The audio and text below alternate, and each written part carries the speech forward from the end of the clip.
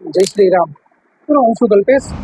આજે મારે એવી વાત કરી છે કે આપ સર્વે લોકોએ સાંભળવી જોઈએ અને સમાજના, આપના પરિવારના, આપના મિત્ર સર્કલના દરેક લોકો સુધી આ વાત પહોંચાડવી જોઈએ. મિત્રો, વાત છે થેલેસેમિયા બીમારીની. Thalassemia is a condition which is associated with the topic है थैलेसीमिया। थैलेसीमिया बीमारी होती क्या है? and use the science to cure an 8-year-old girl of thalassemia. In fact, it is a thalassemia carrier.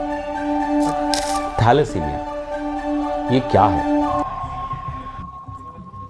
મિત્રો, thalassemia બીમારી વિશેના અમારા video ઘણા બધા છે, જે હું આ લિંકમાં તમને નીચે ડિસ્ક્રિપ્શનમાં મળી જશે.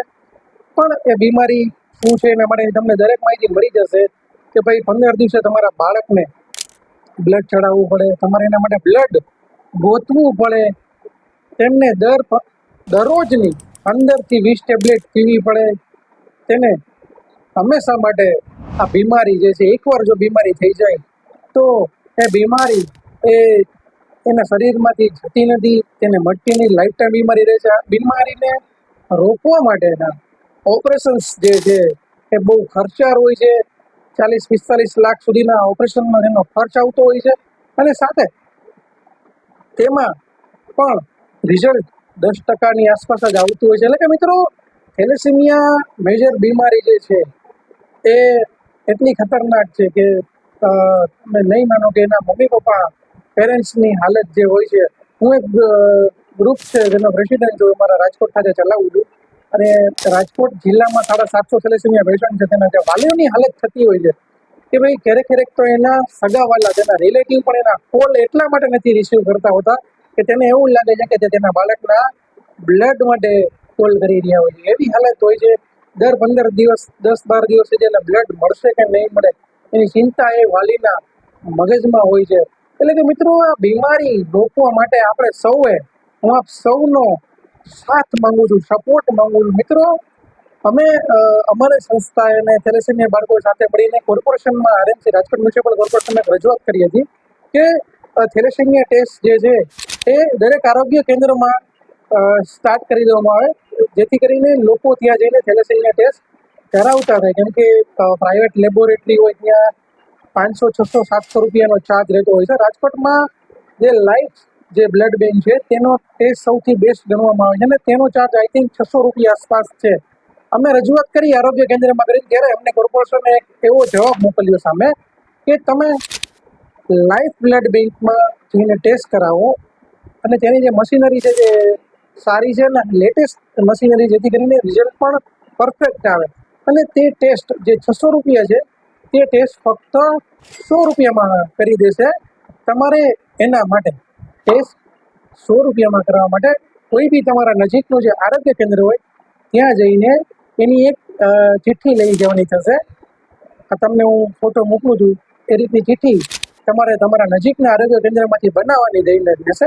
અને તે ચિઠ્ઠી લઈ અને તમે જ્યારે લાઈફ બ્લડ બેંકમાં, રાજકોટની લાઈફ બ્લડ બેંકમાં જશો એટલે કે તમને ફક્ત 100 રૂપિયામાં આ ટેસ્ટ કરી દેશે, જે 600 રૂપિયા ચાર્જ છે. અને મિત્રો, તમે એ વિચારો છો કે 100 રૂપિયાનો ટેસ્ટ, પણ મિત્રો આ 100 રૂપિયાનો ટેસ્ટ કરાવવામાં જો તમે આળસ કરશો તો આવનારું ભવિષ્યમાં, ભગવાન ન કરે પણ જો આવનારા ભવિષ્યમાં તમારું બાળક જો થેલેસેમિયા મેજર આવ્યું તો પછી 45 લાખ રૂપિયા દીધે પછી પણ કોઈ છૂટકું નથી આ બીમારીથી નીકળવાનો. એ બાળક જે જન્મે છે એની વેદનાને તમને લાઈફ ટાઈમ, તમારી આ ભૂલની વેદના તમને એ અકલ્પનીય છે. તમે નહીં વિચારી શકો કે એનું દુઃખ, એ પીડા એ કેવી હોય છે બ્લડ મેળવવાની. અને બાળકને તમે વિચાર તો કરો, તમારું કુમળા જેવું બાળક, 1 વર્ષનું બાળક, 6 મહિનાનું બાળકને સોય લગાવવામાં આવે, 15 દિવસે 2-3 કલાક એ લોહીની બોટલ ચડાવવામાં આવે, તો એ વિચાર કરો એની શું હાલત થતી હશે. તો આપણે સમાજને આ હાલતમાંથી બહાર લાવવાનો છે. આપણે સૌએ પ્રયાસ કરવો પડશે. મિત્રો, આ હતી રાજકોટની વાત. તો હું દરેક રાજકોટ સિવાયના જે પણ સિટી છે, જે પણ લોકો છે, તેમને રિક્વેસ્ટ કરું, તેની કોઈ સંસ્થાઓ હોય તે ત્યાંના કોર્પોરેશનમાં જઈ અને ત્યાંની જે સારામાં સારી બ્લડ બેંક છે તેને કન્વિન્સ કરે તે રીતના કે ત્યાં પણ ટેસ્ટ ચાલુ થાય.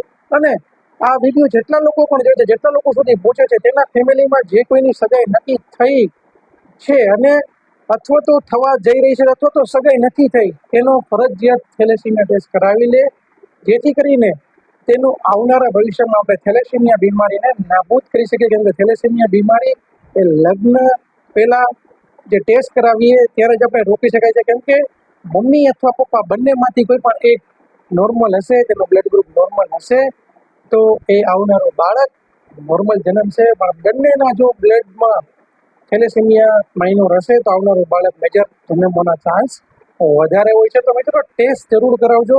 કંઈ પણ તમને અન્ય માહિતી જોતી હોય થેલેસેમિયા માટે કે કંઈ પણ, તો ડિસ્ક્રિપ્શનમાં હું મારો નંબર નાખી દઉં છું, તો ખાસ તમે એમાં મારો સંપર્ક કરી શકો છો.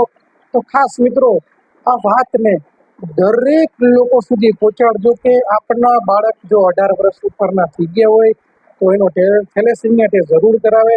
નહીંતર પછી 45 લાખ રૂપિયા દીધે પણ તો એનો ઈલાજ નથી, સક્સેસ ઈલાજ નથી, અને આખી લાઈફ એ બાળકની પીડા જોવાનું, બાળકને પીડાવવાનું, અને સાથે આપણે એ પીડાવવાનું કે કાશ મેં આ ટેસ્ટ કરાવી લીધો હોત, કાશ. તો આ પ્રયાસ છે, આપણે સર્વે સાથે મળીશું અને આ થેલેસેમિયા બીમારીને આપણે ભગાવીશું. પણ એના માટે આપણે દરેકે પ્રયાસ કરવા પડશે અને આ વિડીયોને વધુ ને વધુ લોકો સુધી પહોંચાડવો પડશે કે આ થેલેસેમિયા બીમારીને રોકવા માટે આપણે મેક્સિમમ પ્રયાસ કરવા પડશે. અને આપણે સૌ કરીશું એવી મને આશા છે કે તમે સૌ આ પ્રયાસ મારી સાથે છો અને કરશો. એક સમાજને આ બીમારીથી બચાવવા માટે એવી તમારી સૌની પાસે હું બે હાથ જોડીને રિક્વેસ્ટ કરું છું, વિનંતી કરું છું કે સપોર્ટ કરો અને બીમારીને રોકીએ. તો જો વિડીયો પસંદ આવ્યો તો અન્ય લોકો સુધી શેર કરી દેજો. બસ તો મળીશું આ વિડીયો સાથે. ત્યાં સુધી કલ્પેશ ગમારાના સૌને જય શ્રી રામ.